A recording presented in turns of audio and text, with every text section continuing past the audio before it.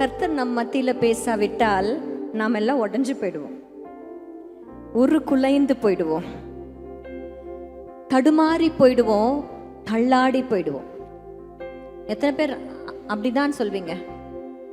If his word is not there, இன்னைக்கெல்லாம் நம்ம ஒன்றுமில்லை. ஆமென். பாடலாமா? நீர் பேசாவிட்டால் நான் உடைந்து போவேன், குலைந்து போவேன். நீர் பேசாவிட்டால் நான் தளர்ந்து போவேன், தள்ளாடி போவேன். என் கூட பேசுங்கப்பா, பேசாம மட்டும் இருக்காதீங்கப்பா.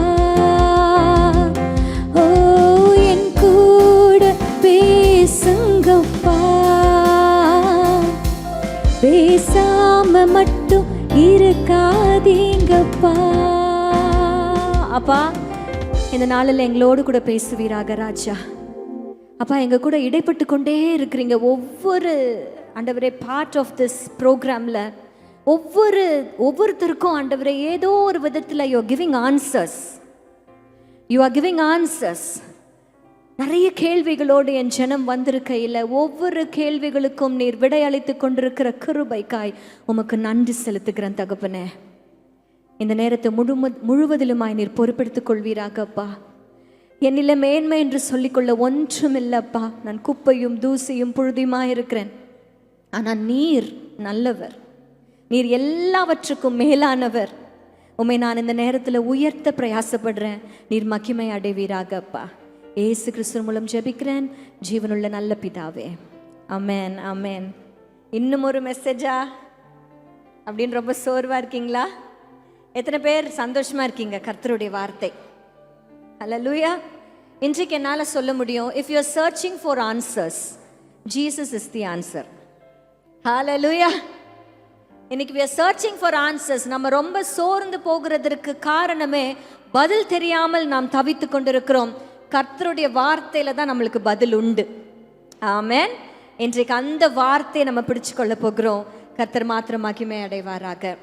இந்த மெசேஜை நான் எங்கெல்லாம் நான் விமென்ஸ் கான்ஃபரன்சஸ் போகிறோன்னோ ஒரு சில இடங்களில் ஆண்டவர் அனுமதி கொடுத்த இடங்களில் நான் இந்த மெசேஜை நான் கொடுத்துருக்கிறேன். But this the first time என்னுடைய ஹோம் சர்ச்சில் நான் இந்த மெசேஜை ஷேர் பண்ணுறது. ஆமென். நீ அலங்கரிக்கப்பட்டவள் அப்படிங்கிற அந்த தலைப்பு எப்படி வந்துச்சு அப்படின்னு உங்களால் ஏதாவது கெஸ் பண்ண முடியுமா? Any guesses? பெண்ணுனாலே அலங்காரம். எஸ்தர் ராஜாத்தி அலங்கரிக்கப்பட்டவள், அப்படி ஆண்டி? அலங்காரம் சொன்னோன்னா உங்களுக்கு எஸ்தர் ராஜாத்தி ஞாபகம் வந்துட்டாங்க, அப்படி தானே? ஓகே. உண்மையான அர்த்தம் ஏன் இந்த தலைப்பை நாங்கள் சூஸ் பண்ணோம்? நான் I wanted to give Princy the chance. Princy கிட்ட நான் கேட்டுக்கிட்டே இருந்தேன், பிரின்சிமா தலைப்பு கொடுன்னா அவள் பாவம் ரொம்ப டென்ஷன் ஆயிட்டா. அக்கா, எனக்கு தலைப்பு செலக்ட் பண்ண வரலக்கா. ஆனால் நான் அக்ஸாலை குறித்து நான் பேச போகிறேன்.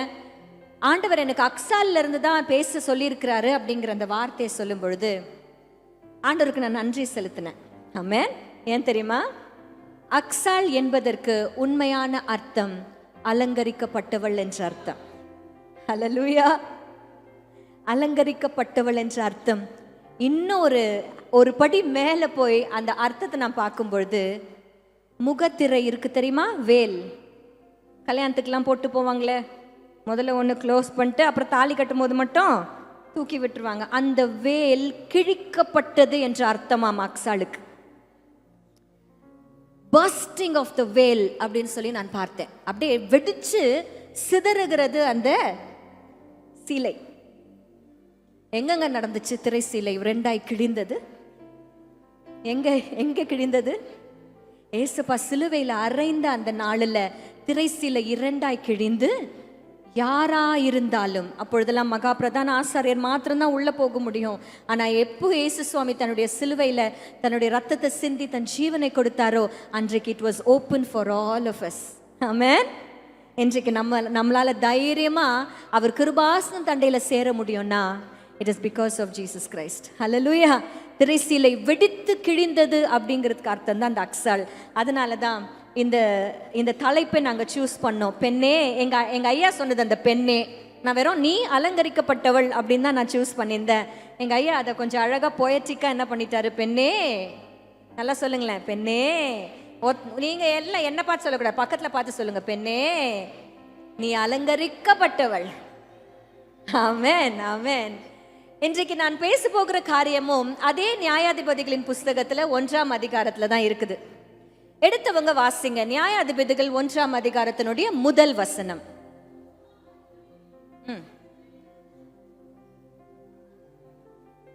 யோசுவா மரித்த பின்பு இஸ்ரவேல் புத்திரர் கர்த்தரை நோக்கி, போதும்.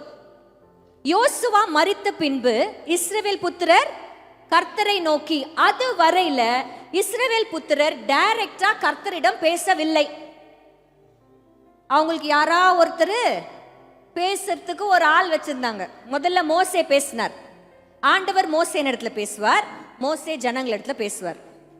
ஜனங்க மோசே கிட்ட பதில் சொல்வாங்க, மோசே ஆண்டவர் கிட்ட பேச சொல்வார். ஒரு மிடில் மேன் ஒருத்தங்க இருந்துகிட்டே இருந்தாங்க. மோசே மரித்த பின்பு யார் வந்தது?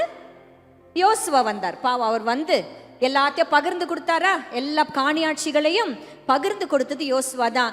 யோசுவா பேசிக்கொண்டிருந்தார் நடுவுல நின்று. ஆனா எப்போ யோசுவா மரித்து போனாரோ, இப்ப நடுவுல நின்று பேசுவதற்கு யாரும் இல்லை. அதனால ஜனங்கள் என்ன பண்ணாங்க? டைரக்டா யார்கிட்ட பேசினாங்க? கர்த்தர் நம்மளுக்கு சொல்லி கொடுக்கிற முதல் பாடம் இதுதான். உங்க பிரச்சனைகளை, இன்னைக்கு நான் பேச நினைத்த ஒரு சில விஷயங்களை எல்லாத்துக்கும் முன்னோடியாக பேசினான். உங்க வீட்டு விஷயத்தை நீங்க மற்றவர்களிடத்துல பேசுவதை விட டைரக்டா ஆண்டவர்கிட்ட பேசிடுங்க. ஆமென். நோ மிடில் மேன், இல்லைன்னா நம்ம ஊர்லன்னா நோ மிடில் உமன். கொஞ்சம் சொல்லி பாருங்களேன். நீங்க சொன்ன காரியத்தை அப்படியே மாத்தி போய் அதுல ஒரு கண்ணு, ஒரு காது, ஒரு மூக்கு வச்சு எல்லார்கிட்டையும் சொல்லி, ஆமாவா இல்லையா? பட்டிருக்கிறீங்களா? பட்டவங்களுக்கு தெரியும், பட்டவங்களுக்கு தெரியும். இன்றைக்கு கர்த்தர் நம்மளுக்கு சொல்லி கொடுக்குற முதல் பாடம், உன்கிட்ட உன் விஷயம் என்னவா இருந்தாலும் யார்கிட்ட போய் பேசு? டைரக்டா. எப்படி? டைரக்டா போய் கர்த்தரத்துல பேசு. ஹல்லேலூயா. அப்படி அவர்கள் பேசும் பொழுது அவர்கள் கேட்ட ஒரு காரியம் என்னன்னா, நாங்க கானானியரை போய் சண்டை போட போறோம். யாரை போய் சண்டை போட போறாங்க? கானானியர். இந்த கானானியர் யார் அப்படின்னு சொல்லி ஒரு கேள்வி நம்ம கிட்ட நம்ம எழுப்பணும்னா, இவர்கள் தான் நம்ம ஃபேஸ் பண்ண போகிற எதிரிகள். அதாவது ஃபியூச்சர்ல நம்ம இன்னும் அந்த எதிரியை பார்க்கல, நம்ம எதிரியை இன்னும் பார்க்கல, ஆனா இருக்கிறாங்க, நம்மளுக்கு எதிராக வருவாங்க. நம்மளுடைய ஃபியூச்சர் எனிமீஸை போய் நம்ம மேற்கொள்வதற்கு நான் என்ன செய்யணும் அப்படின்னு சொல்லி கேட்குறாங்க இஸ்ரவேல் ஜனங்கள். எகிப்தியர் என்பவர்கள் ஏற்கனவே நீங்க முடிச்சிட்டு பாஸ்ட் எனிமீஸ், ஏற்கனவே முடிஞ்சு போனவங்க அவங்க. அதனால தான் ஆண்டவர் சொன்னார், இன்றைக்கு கண்ட எகிப்தியனை நீ என்னைக்குமே பார்க்க மாட்டேன். நீங்க ஏற்கனவே ஜெயிச்சிட்டீங்க, பார்த்தீங்களா? நீங்க ஏற்கனவே ஜெயிச்ச எதிரிகள் தான் எகிப்தியர்கள். ஆனா இனி வரப்போற நாட்களில் நீங்க ஃபேஸ் பண்ண போகிற ஒவ்வொரு எதிரியும் கானானியர்கள். ஜனங்க போய் கேட்குறாங்க, இந்த எதிரியை மேற்கொள்வதற்கு நாங்கள் என்ன செய்ய வேண்டும்? ஆமென். ஆண்டவர் என்ன பதில் கொடுக்கிறாரு? யார் முதலில் எழும்ப வேணும்னு கேட்குறாங்க. ஆண்டவர் என்ன பதில் கொடுக்கிறாரு? யூதா எழுந்து புறப்படட்டும். ஆமென். ஒரு மைனர் கொடுப்பா, மைனர் கொடு. சைரஸ், ஒரு மைனர் கொடுங்க.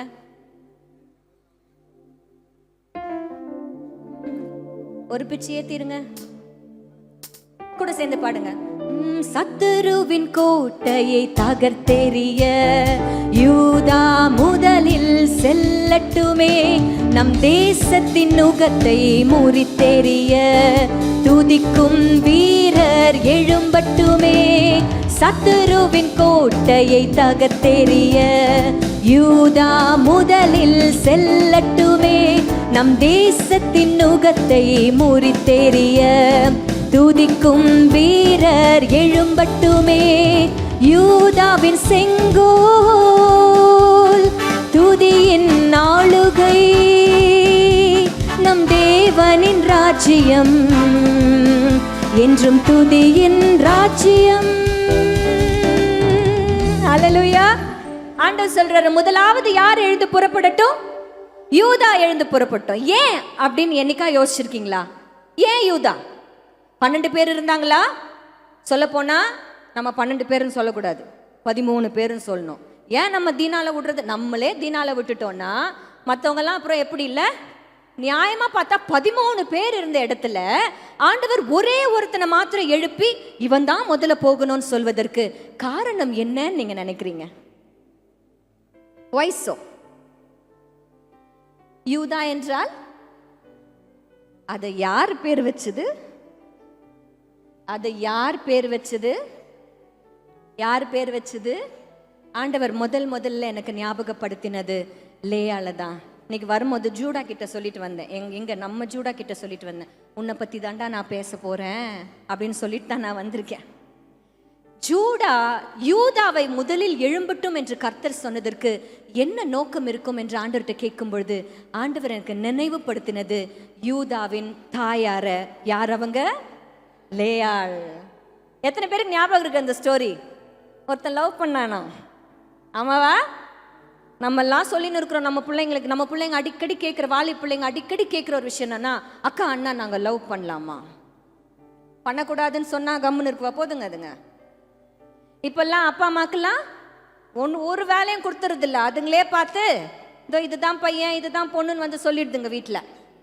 நாங்கள் ஏதாவது சொன்னால் வச்சுக்கோங்களேன், இல்லைம்மா வேண்டாம்மா நீங்கள் கர்த்தருக்கு காத்துருங்க, அப்பா அம்மா நல்ல பிள்ளைங்களா பார்த்து உங்களை கல்யாணம் பண்ணி வைப்பாங்கன்னு சொன்னால் ஏன் நாங்கள் பண்ணக்கூடாது? பைபிளில் கூட தான் பண்ணுறாங்கல்ல. கேள்வி கேட்குறாங்க. இப்படி தான் ஒருத்தர் லவ் பண்ணாரு. யாரு? யாக்கோபு லவ் பண்ணாரு. யார? ராகேல லவ் பண்ணாரு. அதுவும் எத்தனை வருஷம்? 7 வருஷம் ஒரு பொண்ணுக்காக போராடினாரு. எப்படியாச்சும் அந்த பொண்ணை கட்டிடணும். இப்போ அந்த மாதிரி எந்த பசங்களும் இருக்கிறது இல்லை. கேட்டு பார்க்கறது, ஒர்க் அவுட் ஆனால் வச்சுக்கலாம், இல்லைன்னா நீ போ அடுத்தது நான் பார்த்துக்கிறேன் அப்படின்ட்டு போய்கிட்டே இருக்குதுங்க. இது நான் சொல்லாமலே இருக்க முடியாது. கொஞ்ச நாட்களுக்கு முன்பாக மால் ஒன்று போயிருந்தோம், நானே எங்கள் வீட்டுக்காரர் பெனா. எல்லாம் ஜோடி ஜோடியாக சுற்றிட்டு இருந்துச்சுங்க மாலில். எப்படி? ஜோடி ஜோடியாக சுற்றிட்டு இருந்துச்சுங்க. நான் பெனா கிட்ட கேட்டேன், என்னடா இது எங்கே பார்த்தாலும் ஒன்றும் சரியே இல்லையே, ஜோடியே சரியில்லையே, எப்படி தான் இவங்க செலக்ட் பண்ணுறாங்களோ தெரியலையேடான்னு அவன் சொன்னான். அக்கா நீ பார்க்குற எதுவுமே பர்மனன்ட் கிடையாது.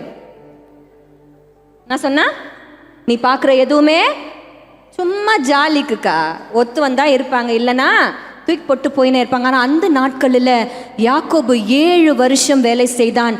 யாரை திருமணம் செய்து கொள்வதற்காக? ராகேல். அவ்வளோ இஷ்டம் ராகேல் மேலே.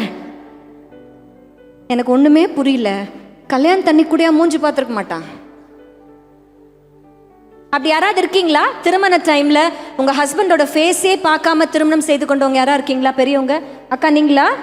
பார்க்கவே இல்லையா அண்ணனை? எப்போதான் பார்த்தீங்க? அப்பா இது நியாயமே இல்லை. ஊழியர் கை தூக்குறாரு. கல்யாணத்துக்கு முன்னாடியே நிறைய பார்த்துட்டீங்களேப்பா. கடைசி வரைக்கும் நீங்க கல்யாணம் தண்ணிக்கு தான் பார்த்தீங்களா? கல்யாணம் தண்ணிக்கு தான் பார்த்தீங்க. அவங்கள ஏன் சின்னிக்க வச்சு எல்லாரும் கை தட்டி வாழ்த்தணும். ஆமா, அக்காவுக்கு ஒரு கிளாப் பண்ணிடுங்க. தன் கணவரை கடைசி வரைக்கும், கல்யாண நாள் வரைக்கும் அவங்க பார்த்ததே இல்லையா? இப்ப யாரா ஒத்துப்பீங்க? எனக்கு ஒண்ணுமே புரியாத ஒரு விஷயம் என்னம்மா, ஓ தாலி கட்டினதுக்கு அப்புறம் தான் வீட்டுக்குள்ளே விட்டாங்கப்பா. பயங்கரமான ஆளுங்களா, தீவிரவாதிகளா இருக்கிறாங்கப்பா.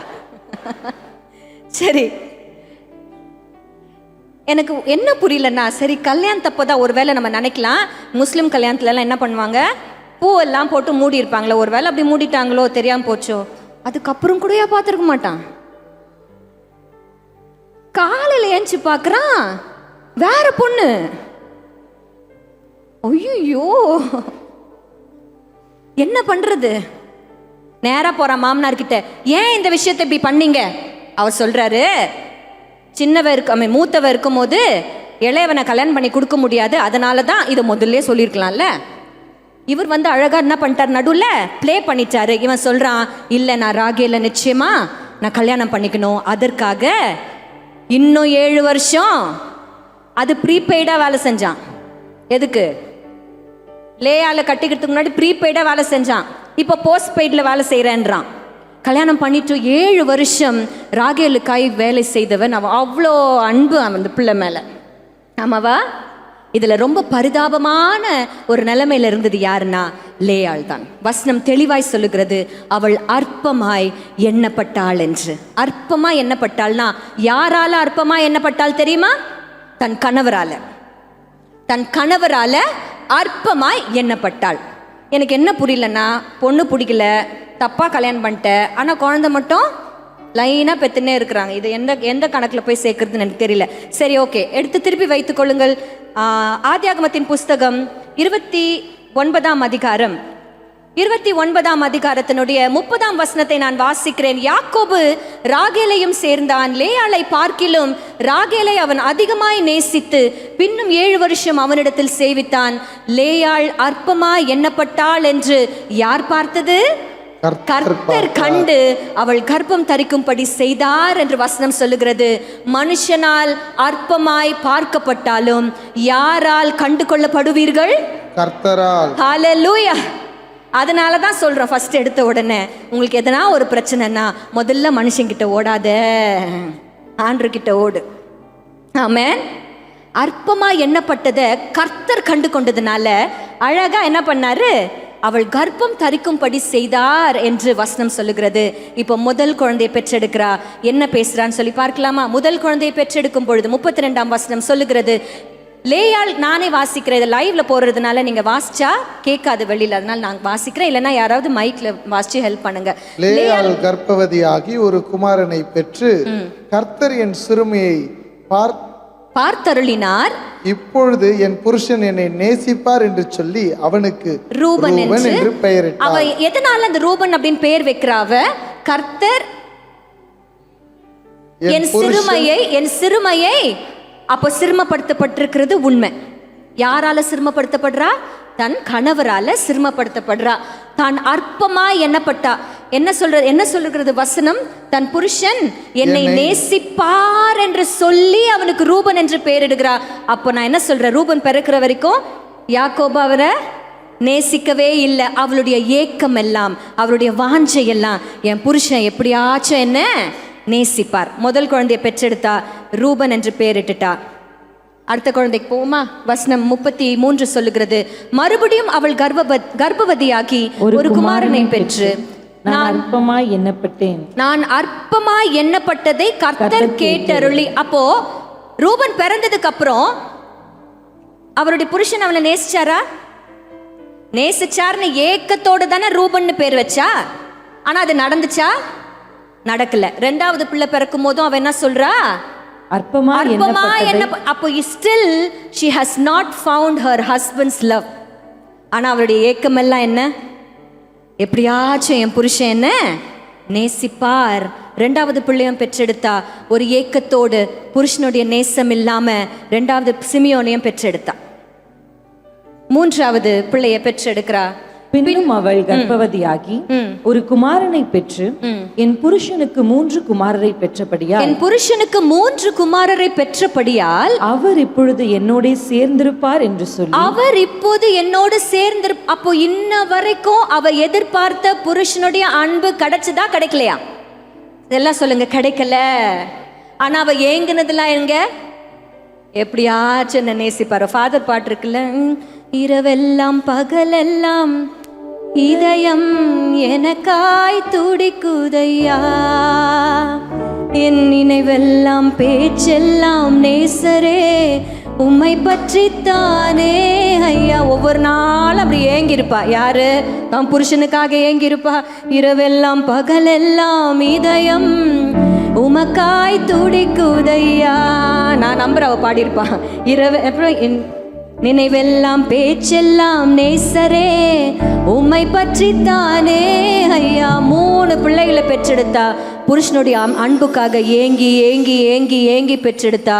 புருஷனுடைய அன்பு கடைசி வரைக்கும் வரல. 4வது பிள்ளைய சுமந்து பெற போகிறா. இப்போ ஒரு முடிவு பண்றா. என்ன முடிவு பண்றா தெரியுமா? மறுபடியும் அவள் கர்ப்பவதியாகி ஒரு குமாரனை பெற்று இப்பொழுது கர்த்தரை துதிப்பேன் என்று சொல்லி அவனுக்கு யூதா என்று பெயரிட்டாள். இப்பொழுது கர்த்தரை துதிப்பேன் என்று சொல்லி தாம் புருஷன் என்ன சிநேகிப்பான் என்று சொல்லின்னு இருக்கா. நான் சிறுமைப்படுத்தப்பட்டதை எண்ணி என்று இருக்குதா. கர்த்தர் என்னை அற்பமா எண்ணப்பட்டா இருக்குதா. அதெல்லாத்தையும் விட்டுட்டா. 3 முறை ஏங்கினா புருஷனுடைய அன்பு கிடைக்கல. 4வது முறை நினைச்சா இனிமே புருஷனை நான் நம்ப போறதில்ல, நான் கர்த்தரையே துதிப்பேன் என்று சொல்லி யூதான் பேர் வச்சா. அந்த யூதாவை சொல்றாரு ஆண்டவர், நீ முதல்ல எழுந்திருச்சு போ கானானியரை மேற்கொள்வதற்கு. ஹல்லேலூயா. இன்றைக்கு நம்மளுடைய இருதயம் எல்லாம் நிறைய மனிதர்களை ஏங்கி கொண்டிருக்கிறது. இவர் எனக்கு உதவி செய்வாரா, புருஷன் எனக்கு ஆறுதலாக இருப்பாரா, என் மாமியார் எனக்கு ஆறுதலாக இருப்பாங்களா, என்னுடைய வீட்டில் அப்பா அம்மா எனக்கு ஆதரவாக இருப்பாங்களா, இப்படி மனுஷர்களை எண்ணி எண்ணி எண்ணி ஏங்கி போய் ஏமாற்றம் அடைந்திருக்கிற உங்களை பார்த்து கர்த்தர் சொல்கிறார், என்னைக்கு இவர்களெல்லாம் வேணாம் அப்பா நான் உங்களை மாத்திரம் பிடிச்சிக்கிறேன் அப்படின்னு சொல்கிறீங்களோ அன்றைக்கு நீங்கள் தகுதிப்படுவீங்க உங்களுக்கு முன்பாக நின்று கொண்டு இருக்கிற கானானியரை எதிர்ப்பதற்காக. ஹல்லேலூயா. ஒரு அழகான பாடல் ஒன்று கடந்த வாரத்தில் நம்ம பாடினோம். ஈ மைனர் கொடுமா. கர்த்தரை நம்புவது வேற, கர்த்தரையே நம்புவது வேற இல்ல. இன்றைக்கு நம்ம என்ன பண்றோம் தெரியுமா, மனுஷர்களை நம்பி இருக்கிறோம். பேங்க்காரங்க லோன் கொடுப்பாங்க நம்புறோம், நம்ம வீட்டுக்காரர் நம்மளுக்கு செய்வாரு நம்புறோம், கூடவே கர்த்தரையும் நம்புறோம். ஆனா கர்த்தரையே நம்புவது அப்படிங்கிறது புட்டிங் காட் ஓவர் எவ்ரிதிங். இன்றைக்கு என்னைக்கு நீங்க டிசைட் பண்ணி நான் மனுஷனை நம்புவதை பார்க்கிலும் கர்த்தர் பேரில் பற்றுதலாய் இருப்பதே நலம் என்று முடிவெடுத்து, அப்பா நான் உம்மையே நம்புவேன். எப்படி சொல்வீங்க? உம்மை நம்புவேன் இல்லை, எப்படி சொல்ல போறீங்க? உம்மையே நம்புவேன் எப்போ சொல்றீங்களோ அன்றைக்கு நீங்கள் துதியை பிறக்க ஆரம்பிக்கும், உங்களிடமிருந்து துதி பிறக்க ஆரம்பிக்கும். நீங்கள் துதியை பெற்றெடுத்து கானானியரை மேற்கொள்வீர்கள். ஹல்லேலூயா. பாடலாமா? உம்மை நம்புவேன், உம்மை நம்புவேன், நான் உம்மையே நம்பியிருப்பேன். உம்மை நம்புவேன், நான் உம்மை நம்புவேன், அன்பையே நம்பியிருப்பேன். உம்மை நம்பும் நான், உம்மை நம்பும் நான் பாக்கியவான், உம்மையே நம்பியிருப்பேன். அன்பை நம்பும் நான் பாக்கியவான், அன்பையே நம்பியிருப்பேன். இப்ப சொல்ல, உம்மையே. உம்மை நம்புவேன், நான் உம்மை நம்புவேன், நான் உம்மையே நம்பியிருப்பேன். உம்மை நம்புவேன், நான் உம்மை நம்புவேன், அன்பையே நம்பியிருப்பேன். ஹல்லேலூயா. கர்த்தரையே நம்புகிற ஒரு தாயை ஆண்டவர் எனக்கு நியாயாதிபதிகள் 1 காண செய்தார். ஆமென். இன்றைக்கு நம்ம ஒவ்வொருத்தரும், ஒவ்வொரு தாய்மார்களும், வீட்டில் இருக்கிற ஒவ்வொரு சகோதரிகளும் நீங்கள் கர்த்தரையே நம்பும் பொழுது உங்களுக்கு முன்பாக இருக்கிற எல்லா எதிரிகளையும் நீங்கள் துதியால் மேற்கொள்ளுவீர்கள். ஹல்லேலூயா. 3 பிள்ளைகளுக்கு இல்லாத பாக்கியம், புலம்பி புலம்பி புலம்பி மனுஷனே நம்பி நம்பி நம்பி 3 பேரை பெற்றெடுத்தார். ரூபன், சிமியோன், லேவிய. 4வது பெற்றெடுக்கும் போது நினச்சா, நோ நோ நோ நோ, இது என் கதை இல்லை, நான் மனுஷனை நம்பல, என் புருஷனை நான் இனிமே நான் ஏங்கல, நான் ஏங்குறதெல்லாம் என் கர்த்தரை மாத்திரம் துதிப்பேன்னு ஸ்டார்ட் பண்ணா யூதாவை ஆண்டவர் செலக்ட் பண்ணார். ஹல்லேலூயா. இன்றைக்கும் சொல்றேன், துதியை எடுக்கிற, கர்த்தரையே நம்பி துதியினால் சத்ருவை மேற்கொள்ளுகிற தாய்களை கர்த்தர் எதிர்பார்க்கிறார். ஆமென். எத்தனை பேர் அப்படி இருக்க போறீங்க? கர்த்தரையே நம்பி, ஆமென், கர்த்தரையே நம்பி துதியினால நம்ம ஜெயம் எடுக்க போகிறோம். ஹல்லேலூயா. 2வது நான் அப்படியே வாசித்துட்டே இருக்கும் பொழுதுதான் இன்றைக்கு பிரின்சிமா பேசின அக்சாலை குறித்து நான் வாசிக்க ஆரம்பித்தேன். அக்சாலை குறித்து நான் வாசிக்கும் பொழுது ரொம்ப அழகான ஒரு விஷயம் என்ன தெரியுமா? அவள் ஒரு பெண், ரொம்ப பியூட்டிஃபுல்லான பெண், எல்லாமே சொன்னாலும் அவள் ஒரு மகள். ஆமாவா? அவள் ஒரு மகள். பிரின்சி சொன்ன மாதிரி என்னை ரொம்ப கவர்ந்த ஒரு விஷயம் என்னன்னா, ஏற்கனவே அவங்க அப்பா அவளுக்கு ஏற்கனவே என்ன கொடுத்துட்டாரு? வறட்சியான நிலங்கள்ல கொடுத்துட்டாரு. இவ எவ்வளவு ஸ்மார்ட்டா இருந்தா, எனக்கு வறட்சியான நிலத்திற்கு பதிலாக நீர்ப்பாய்ச்சலான நிலங்களையும் தர வேண்டும் அவ சொல்லல.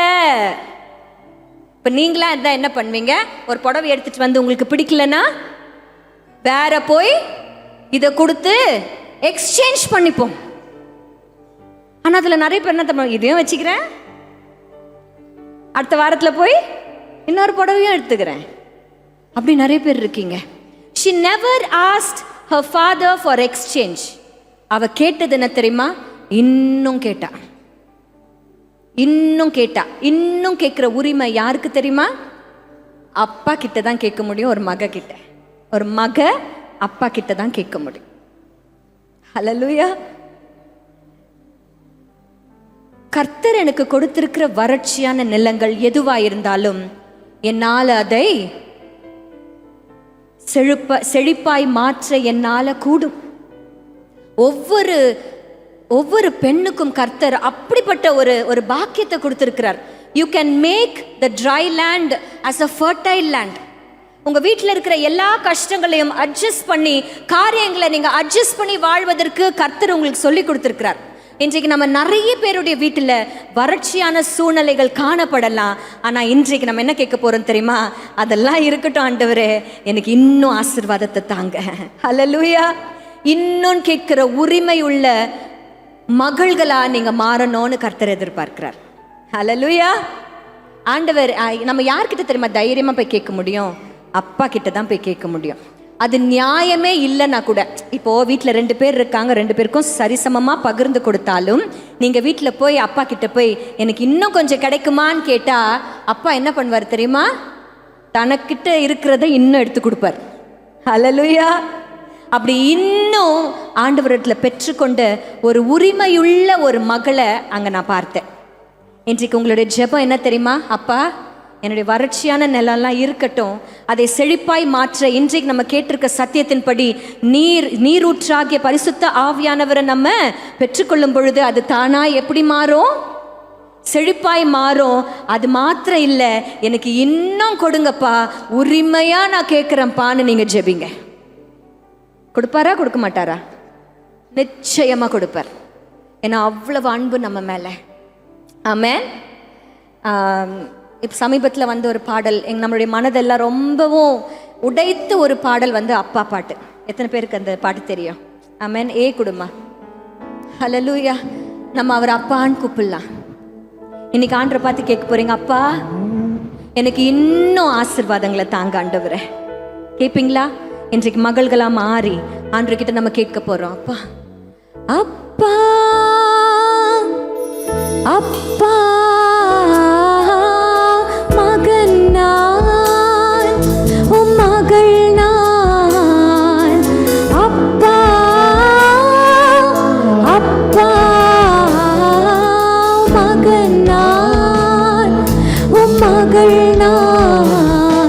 உம் கண்ணின் மணிதானே அப்பா நான், கண்ணின் மணிதானே அப்பா. உம் கண்ணின் மணிதானே அப்பா நான், கண்ணின் மணிதானே அப்பா. ஒரு விஷயத்தை நீங்க இன்னும் கவனிக்கணும். அப்பா கிட்ட போய் நான் ஒரு ஆசீர்வாதத்தை வாங்கிட்டு வரேன்னு அவ யார்கிட்ட பெர்மிஷன் கேட்டா தெரியுமா? யார்கிட்ட கேட்டா? யார்கிட்ட கேட்டா? வசனத்தை வாசிப்போமா? நியாயாதிபதிகள் 1ஆம் அதிகாரத்துல அவ யார்கிட்ட பெர்மிஷன் கேட்டுட்டு போனான் வசனம் இருக்கிறது தெரியுமா? அவள் புறப்படுகையில் 14th, அவள் புறப்படுகையில் தன் தகப்பனிடத்தில் ஒரு வயல்விலை கேட்க வேண்டும் என்று அவனிடத்தில் உத்தரவு பெற்றுக்கொண்டு. யார் இடத்துல உத்தரவு பெற்றுக்கொள்றா? அப்போதான்ப்பா கல்யாணம் ஆயிருக்குது. யார்கிட்ட பர்மிஷன் கேட்குறா? ஹஸ்பண்ட் கிட்ட பர்மிஷன். இன்னைக்கு எத்தனை பேர் ஹஸ்பண்ட் கிட்ட பர்மிஷன் கேட்காம என்னென்னலாம் செஞ்சுன்னுக்குறீங்க? சரிங்களா? சேவிங்ஸ் ஒன்று இருக்கும் வீட்டுக்காருக்கு தெரியாம. எதில்? அரிசி மூட்டையில், பருப்பு டப்பால. ஆமாவா இல்லையா? கேட்டா என்னைக்காச்சும் ஒரு நாள் உதவும். இவன் என்ன தெரியுமா பண்றா? கேட்க போறது அப்பா கிட்ட, கொடுக்க போறது யாரு? அப்பா கொடுக்க போறாரு. இவர் யார்? இவர் குறுக்க பர்மிஷன் கேட்கணுமானா? ஆண்டவர் எனக்கு அழகாய் ஞாபகப்படுத்தின ஒரு விஷயம் என்ன தெரியுமா? இன்றைக்கு கூட நம்ம ஜெபிக்கும் பொழுது the last line that we use in our prayers, நம்ம ஜெபத்தினுடைய கடைசி வரி ஆமெனுக்கு முன்பாக நம்ம எப்படி சொல்லி ஜெபிக்கிறோம்?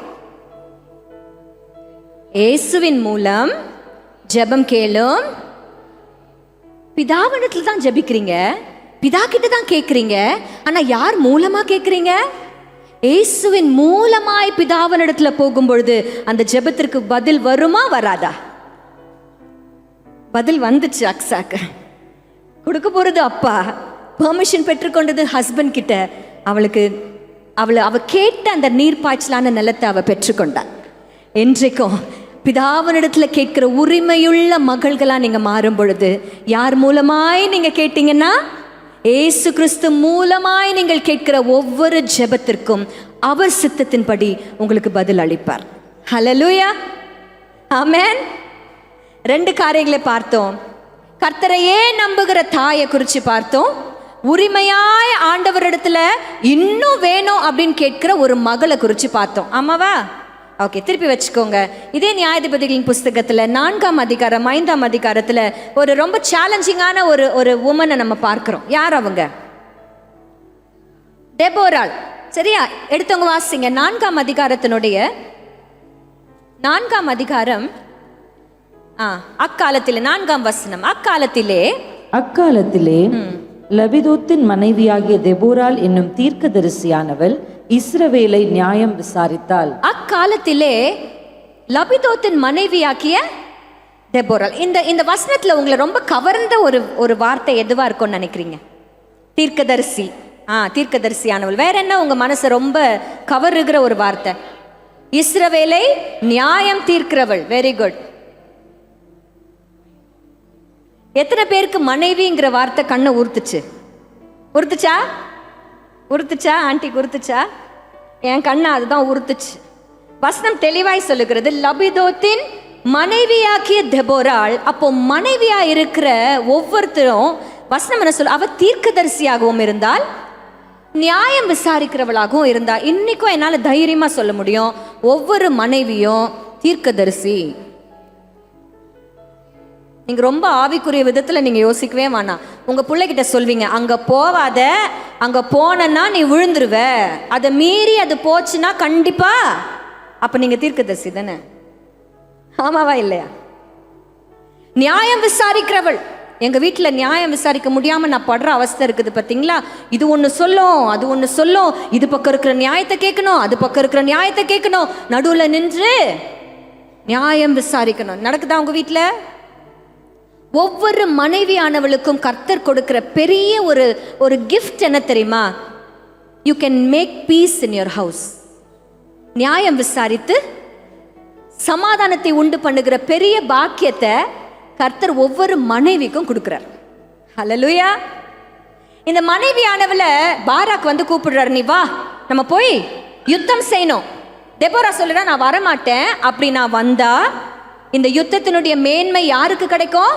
எனக்கு கிடைக்கும், ஒரு பெண்ணுக்கு கிடைச்சிரும் அப்படின்னு சொன்ன போதிலும் பரவாயில்ல நீ வான்னு சொல்லி போயிட்டு அந்த யுத்தத்தை அவர்கள் ஜெயிக்கிறார்கள். ஆனா அந்த யுத்தம் முடிவடையவில்லை. கரெக்டா? முழுமையாய் அந்த யுத்தம் முடிவடையவில்லை. ஏன்? அதன் படை தலைவனாகிய சிசெரா தப்பித்துக் கொள்ளுகிறான். தப்பிச்சிடுறான்னா அப்ப இன்னும் அவங்க கம்ப்ளீட்டா அதுல ஜெயம் எடுக்கல.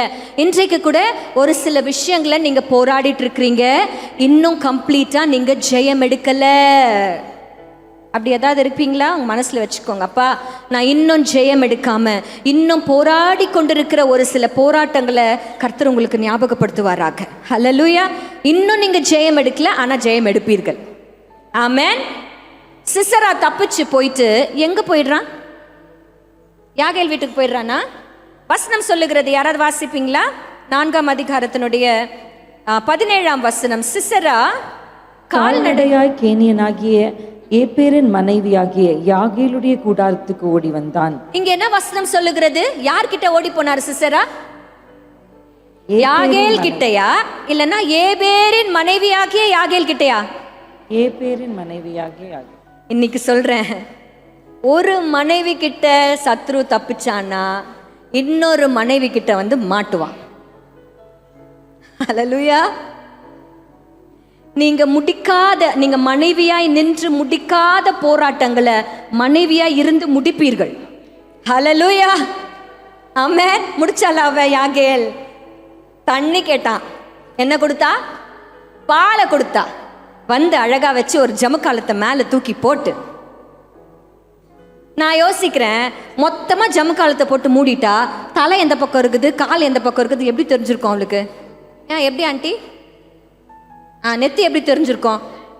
அவ்வளோ ஞானத்தை ஆண்டவர் அந்த மனைவிக்கு கொடுத்தார். ஹல்லேலூயா. மனைவி அப்படின்னு சாதாரணமாக நினச்சிடாதீங்க. ஆண்டவர் ஒவ்வொன்றா செய்கிற காரியங்கள் எல்லாம் அப்படி யோசிச்சு பாருங்க. உண்மையிலே சொல்ற ஜமக்காலத்தை போட்டு மூடி விட்டாங்க. ஆனா அவ என்ன எப்படி தெரியுமா பண்றா? குறி வைக்கிறா. she knows எங்க அடிச்சா சத்ரு சாவா. ஹல்லேலூயா. ஒவ்வொரு மனைவிக்கும் உண்மையிலே ஆண்டவருடைய சன்னிதானத்தில் இருக்கிற, அவருடைய பிரசன்னத்தில் இருக்கிற ஒவ்வொரு மனைவிக்கும் தெரியும் எங்க அடிச்சா சத்ரு சாவான்ட்டு. ஆமென். என்ன தெரியுமா பண்றா? ஆணி எடுக்கிறா. எங்க வைக்கிறா? நெத்தியில வைக்கிறா. இந்த மண்டை ஓடு எவ்வளவு ஸ்ட்ராங் தெரியுமா உங்களுக்கு? அவ்வளோ சீக்கிரத்தில் உங்களால அப்படிலாம் கையில் அடிச்சுலாம் பண்ண முடியாது. இன்றைக்கும் சர்ஜரி பண்ற ஒவ்வொரு டாக்டர்ஸும் என்னதான் யூஸ் பண்றாங்க? ட்ரில்ஸ் தான் யூஸ் பண்றாங்க. இன்னைக்கு சாதாரணமா இருக்கிற ஒரு ஆணி அடிக்கணும்னா கூட நம்மளுக்கு என்ன தேவைப்படுகிறது? ட்ரில்லிங் மெஷின் தேவைப்படுது. இவளுக்கு எவ்வளவு ஸ்ட்ரென்த், அவகிட்ட இருந்து ஸ்ட்ரென்த் வந்திருக்கும் நீங்க நினைக்கிறீங்களா? நோ, அது தேவ பலன். ஹல்லேலூயா. அது தேவன் கிட்ட இருந்து வந்த அந்த பலத்தினால கரெக்டா நெத்தி பொட்டியில வச்சு அடிச்சா பாருங்க. ஒரு அடி எங்க போச்சு? உள்ள போய் வெளியில வந்து தரையில போய் ஊனிச்சு. அவ்வளவு பலன், தேவ பலன் யாருக்கு தெரியுமா? மனைவியானவளுக்கு. ஹல்லேலூயா. இன்றைக்கு நான் மனைவியா இருக்கிறேன், நான் ரொம்ப பலவீனமா இருக்கிறேன் நீங்க ஒரு நாள் நினைச்சிடாதீங்க. மனைவியானவளுக்கு கர்த்தர் கொடுக்கிற பலத்தை யாகேல் மூலமாய் நம்ம கற்றுக்கொள்ள முடியும். அவ பயன்படுத்தினது எது தெரியுமா? ஆணிய. சத்ருவை கம்ப்ளீட்டா முறியடிக்கணும்னா அது ஆணியினால தான் முடியும். இன்றைக்கு நீங்க முழுவதிலுமாய் முற்றிலும் ஜெயம் கொள்ளுகிறவர்களாய் நீங்கள் மாற வேண்டும் என்றால் ஒரு ஆணியினால தான் முடியும். அந்த ஆணிகளை ஏற்றுக்கொண்டவர் நம் ஆண்டவராகிய இயேசு கிறிஸ்து. அவருடைய ஹெல்ப்னால, அவர் சத்ருவை எப்படி மேற்கொண்டாரோ அவருடைய ஹெல்ப்ல உங்களாலையும் ஆணி அடிச்சு தோற்கடிக்க முடியும். ஆமென். ஒரு தாயா இருக்கிறேன், ஒரு மகளா இருக்கிறேன், ஒரு மனைவியா இருக்கிறேன், என்னிடத்துல என்ன பெருசா நான் செஞ்சிட முடியும்? நான் ஐம் கம்ப்ளீட்லி பவர்லெஸ் அப்படின்னு நீங்க ஒரு நாளும் நினைக்க முடியாது. கர்த்தர் நம்மளுக்கு கொடுத்திருக்கிற ஒவ்வொரு பாடம் என்ன தெரியுமா? நீ கர்த்தரையே நம்பி துதியை எடுப்பாயானால் நீ சத்ருவை மேற்கொள்ளுகிற பெற்றெடுக்கிற தாயாய் நீ மாறுவே. ஆமென். உன் வறட்சிகளை ஒரு ஓரம் வச்சுட்டு, அப்பா உரிமையா கேட்கிறேன், எனக்கு இன்னும் ஆசீர்வாதத்தை தாங்கன்னு சொல்லி இயேசுவின் மூலமாய் நீ கேட்கிற ஒவ்வொரு விண்ணப்பத்திற்கும் கர்த்தர் உனக்கு பதில் கொடுப்பார். ஹல்லேலூயா. நீ மேற்கொள்ளுகிற ஒவ்வொரு சத்ருவையும் மனைவியாய் நீ மேற்கொள்ளுவாயானால் முற்றிலும் ஜெயம் எடுப்பாய். எப்ப தெரியுமா? தேவ பலனால. ஆமென். இன்னைக்கு அப்படிப்பட்ட தாயாக, அப்படிப்பட்ட மகளாக, அப்படிப்பட்ட மனைவியாக நீங்க மாறணும் அப்படிங்கிறது தேவனுடைய விருப்பமா இருக்கிறது. இன்னைக்கு எத்தனை பேர் முடிவு எடுப்பீங்க? அப்பா நான் உண்மை மாத்திரம் நம்புறேன் ஆண்டவரே. அப்படியே கரங்களை உயர்த்தி சொல்வீங்களா? அப்பா நான் உண்மையே நம்புவேன் ஆண்டவரே, நான் உண்மையே நம்புவேன் ஆண்டவரே. மனுஷனை நம்பி ஏமாந்தது போதும் அப்பா, நான் உண்மையே நம்புறேன் ஆண்டவரே. நான் உண்மை நம்பும் பொழுது கானானியரை எதிர்கொள்ளுகிற பலனை எங்களுக்கு நீங்க தரதற்காய் உமக்கு நன்றி செலுத்துகிறேன் தகப்பனே. அப்பா இன்னும் கேட்கிற உரிமை உள்ள மகளா என்னை மாற்றுங்க, இன்னும் கேட்கிற உரிமையுள்ள மகளா என்னை மாற்றுங்க. ஆண்டவரை பார்த்து கேளுங்க, அப்பா எனக்கு வறட்சியான நிலத்தை கொடுத்துருக்கிறீங்க, இட் இஸ் ஓகே, அதை நான் வச்சுக்கிறேன்ப்பா. இன்றைக்கு கேட்ட சத்தியத்தின்படி நீர் பாய்ச்சலான அப்பா அந்த நீரூற்றாகிய பரிசுத்த ஆவியானவர் எனக்கு எல்லா வறட்சிகளையும் அதை வளமாய் மாற்ற அவரால் எனக்கு உதவி கிடைக்கும் அப்பா. ஆனால் இன்னும் உங்ககிட்ட கேட்குற உரிமையுள்ள மகளா என்னை மாற்றுங்கப்பா. இன்னும் தாங்கப்பா, இன்னும் ஆசீர்வாதத்தை தாங்கப்பா, இன்னும் ஆசீர்வாதத்தை தாங்கப்பா. நான் உரிமையா கேட்கிறேன், உங்க மகன் நான் ஆண்டவரேன்னு சொல்லுங்க. உங்க மகள் ஆண்டவரே, உங்க மகள் ஆண்டவரே. சத்ருவை மேற்கொள்ளுகிற வல்லமைய, சத்ருவை மேற்கொள்ள ஆணி அடித்து முற்றிலும் ஜெயம் கொள்ளுகிற வல்லமைய மனைவியாகிய எனக்கு நீங்க கொடுத்திருக்கிறபடினால் உமக்கு நன்றி ஆண்டவரே. தேவ பலனை நான் பிரயோஜனப்படுத்துவேன் ஆண்டவர். எனக்காய் சிலுவையில் அடிக்கப்பட்ட அந்த ஆணிகளை ஓ ஜீசஸ் மூலமா ஆண்டவர் எனக்கு கொடுத்திருக்கிற பெரிய ஸ்ட்ரென்த் மூலமா பிசாசை நான் மேற்கொண்டு எதிர்த்து ஜெயிப்பேன். இன்னைக்கு ஆண்டரை பார்த்து சொல்லுங்க, அப்பா தாயாக, மகளாக, மனைவியாக உமக்கு பிரியமா என்னை மாற்றுவீராக ராஜா. ஆண்டரை பார்த்து செல்லமா அப்பான்னு சொல்லி கூப்பிடுவீங்களா? அப்பா. நல்ல வாய் திறந்து கூப்பிடுங்க. அப்பா, அப்பா, அப்பா. மகன் நான், உம் மகள் நான். அப்பா, அப்பா, மகள் நான், உம் மகள் நான். உம் கண்ணின் மணிதானே அப்பா நான். கண்ணின் மணிதானே அப்பா. உம் கண்ணின் மணிதானே அப்பா நான். கண்ணின் மணிதானே அப்பா. ஆமாண்டவரே, இந்த நாளில் இசப்பா அப்பா துதியை பெற்றெடுக்கிற தாய்களாக, உரிமையாய் கேட்கிற மகள்களாக, சத்ருவை மேற்கொள்ளுகிற மனைவிகளாக இந்த நாளில் எங்க ஒவ்வொருத்தரும் நீர் மாற்றுவீராக அப்பா. விதைக்கப்பட்ட இந்த வார்த்தைகளை பிசாசனன் வந்து எடுத்து போடாத படிக்கு சிற்றிலுமாய் வேலை அடைத்து பாதுகாப்பீராக அப்பா. இந்த நாளில் அப்பா இந்த வார்த்தைகள் எல்லாம் எங்கள் வாழ்க்கையில் கிரியை செய்யட்டும். வாய் திறந்து கேளுங்க. வார்த்தைகள் வாழ்க்கையில் கிரியை செய்யட்டும் அப்பா. உம்முடைய வார்த்தைகள் என் வாழ்க்கையில் கிரியை செய்யட்டும் ராஜா. அப்பா, நான் இங்கேருந்து கடந்து வெளியில் போகும் பொழுது அப்பா உம்மால் உருவாக்கப்பட்ட, உம்மால் அலங்கரிக்கப்பட்ட ஒரு பிள்ளையாய் இந்த இடத்தை விட்டு நான் கடந்து செல்ல போகிறேன் அப்பா. என் வீட்டின் சூழ்நிலைகள் மாறாமல் இருக்கலாம், ஆனால் என்னை நீர் இந்த நாளில் மாற்றினதற்காக உமக்கு நன்றி. மாற்றத்தை எனக்குள்ள நீர் வைத்ததற்காக உமக்கு நன்றி ஆண்டவரே. ஆண்டவருக்கு நன்றி சொல்லுங்கப்பா. ஆண்டவரே, அந்த நீரூற்றை நான் பெற்றுக்கொள்ளுகிறேன் அப்பா. தாயாக, மகளாக, மனைவியாக நான் மாறுகிற, உமக்கு பிரியமாய் நான் மாறுகிற ராஜா. என்னோடு கூட நீங்க கடந்து வாங்கப்பா. இந்த இடத்தை விட்டு கடந்து செல்லும் பொழுது உம்முடைய பிரசன்னம் எங்களோடு கூட வழி நடத்தட்டும் அப்பா. எல்லா துதி கன மகிமை ஒருவருக்கு மாத்திரமே செலுத்துகிறோம். இயேசு கிறிஸ்து மூலம் ஜெபிக்கிறேன் ஜீவனுள்ள நல்ல பிதாவே. ஆமென், ஆமென். ஹல்லேலூயா.